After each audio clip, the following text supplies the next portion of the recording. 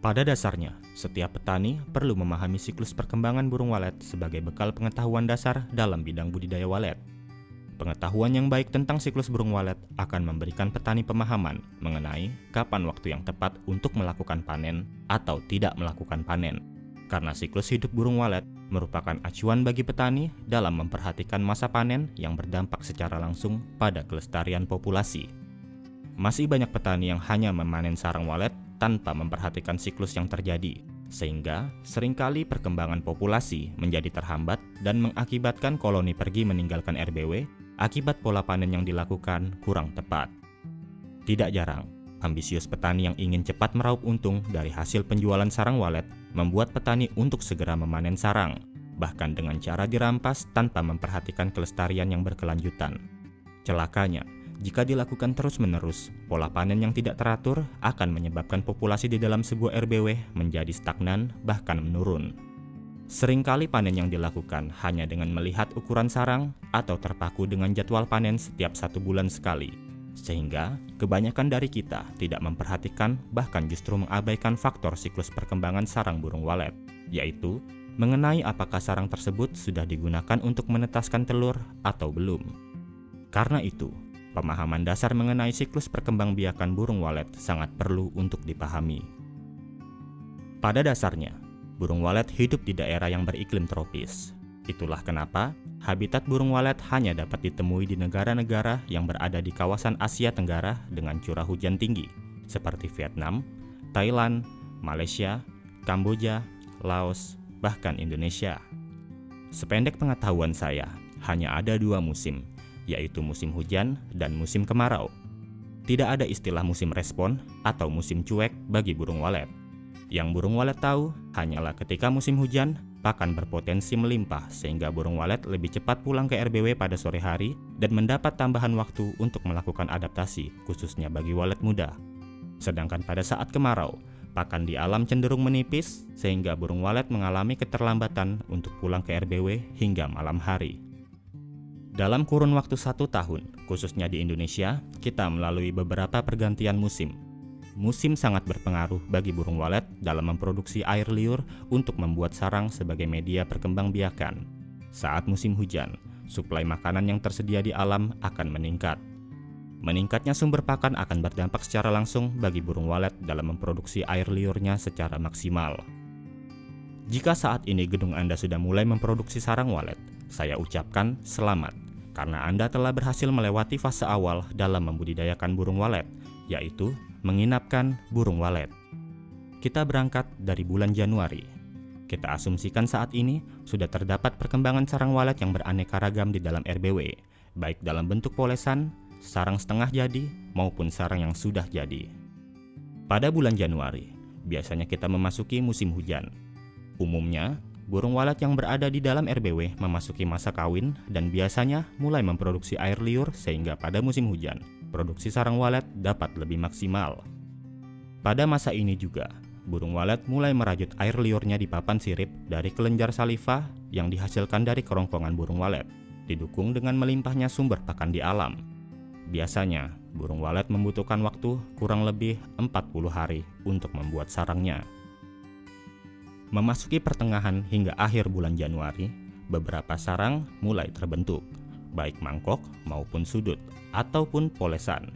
Dan biasanya dalam waktu kurang lebih 10 hari, burung walet sudah menghasilkan telur jika sarang sudah terbentuk dan layak digunakan untuk menaruh telur. Pada pertengahan bulan Februari, biasanya sebagian besar sarang yang sudah jadi di dalam RBW mulai berisi telur. Namun sebagian lain mungkin ada juga yang sudah menetaskan piyik atau anakan walet. Hal ini akan berlanjut setidaknya selama sebulan hingga awal bulan Maret. Proses burung walet mengerami telur membutuhkan waktu kurang lebih 20 hingga 28 hari. Pada masa ini, kita tidak diperkenankan untuk mengambil sarang karena akan mengganggu telur walet yang akan dierami oleh indukan, kecuali Anda berniat untuk melakukan panen rampasan. Memasuki awal bulan Maret, hampir sebagian besar sarang walet telah berisi anakan atau piyik. Umumnya, piyik walet membutuhkan waktu 40 hingga 50 hari atau kurang lebih 2 bulan agar bisa terbang. Itu berarti burung walet sudah bisa terbang sekitar akhir bulan Mei atau awal bulan Juni, tergantung faktor pendukung seperti kecukupan pakan dan kematangan fisik anakan walet itu sendiri. Karena itu, dalam rentang bulan April dan bulan Mei, kita sudah bisa melakukan panen seleksi untuk melihat sarang yang sudah ditinggali oleh anakan. Sedangkan pada bulan Juni, di mana umumnya hampir keseluruhan anakan walet sudah terbang meninggalkan sarangnya, kita bisa melakukan panen raya atau panen total keseluruhan sarang yang ada di RBW. Pada bulan Juli, umumnya kita memasuki masa transisi dari musim hujan ke musim kemarau. Pada bulan ini, kita bisa melakukan panen untuk memetik sarang yang tersisa di RBW atau bahkan melakukan panen cuci gudang. Yang disebut dengan panen cuci gudang adalah mengeluarkan sarang walet lama yang sudah berwarna kuning keruh ataupun yang bentuknya tebal sebab telah dilapisi berulang kali oleh burung walet. Sarang lama ini biasa disebut juga dengan istilah sarang bakpao. Meskipun bentuknya tebal, namun harganya relatif murah.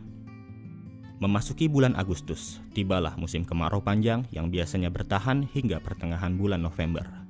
Pada masa musim kemarau, biasanya burung walet kurang produktif seperti pada musim penghujan. Hal ini dikarenakan pada musim kemarau sumber pakan di alam cenderung menipis yang berakibat pada produksi air liur walet menjadi kurang maksimal. Namun tidak menutup kemungkinan akan ada beberapa sarang yang tetap dibuat oleh burung walet sesuai dengan kebutuhan reproduksi burung walet dan banyaknya populasi di dalam RBW. Hanya saja, persentase jumlah dan kualitas sarang biasanya tidak sebanyak dan sebagus pada musim penghujan. Proses pembuatan sarang pada musim kemarau umumnya memerlukan waktu kurang lebih 80 hari atau 2 kali lebih lama daripada saat musim hujan. Pada pertengahan hingga akhir bulan September, beberapa sarang yang dibentuk oleh sebagian burung walet yang berproduksi akan menghasilkan telur. Memasuki bulan Oktober hingga akhir November adalah masa budidaya ketika telur telah menetaskan anakan walet.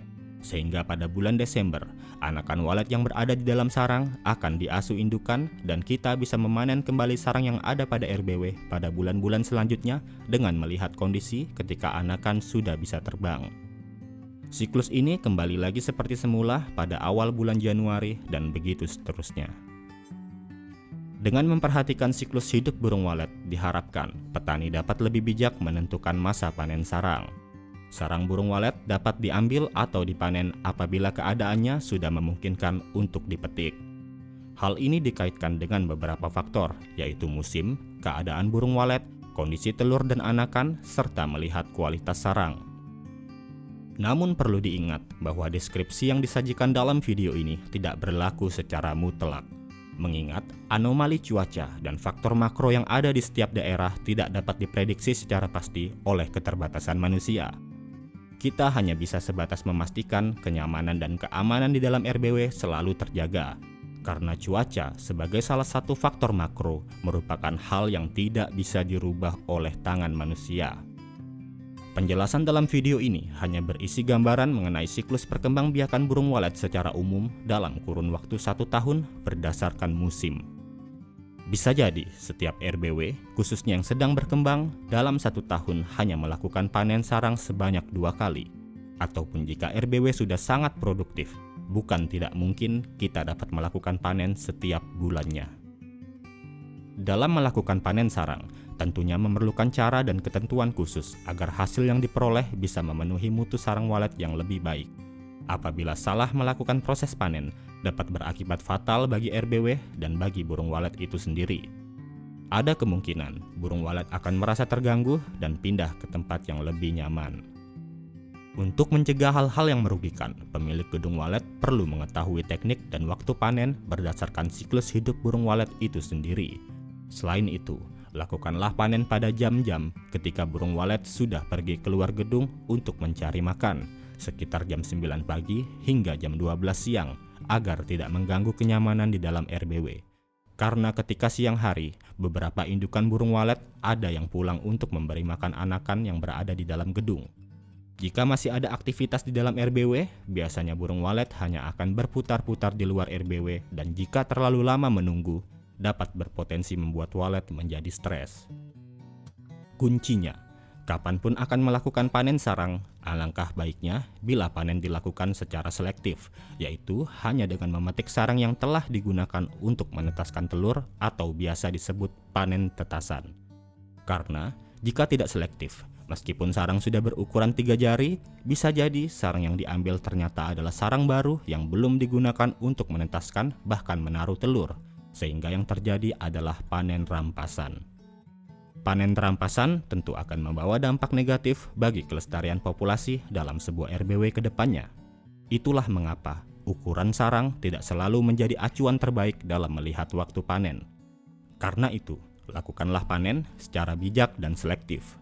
Bila perlu, gunakan kaca untuk memastikan kondisi di dalam sarang apakah sudah digunakan untuk menetaskan telur atau belum, agar populasi dan kenyamanan bagi perkembangan burung walet di dalam RBW tetap terjaga. Demikian video mengenai siklus perkembangbiakan burung walet. Semoga bermanfaat dan dapat menjadi tambahan referensi untuk kita semua, khususnya dalam bidang usaha budidaya burung walet.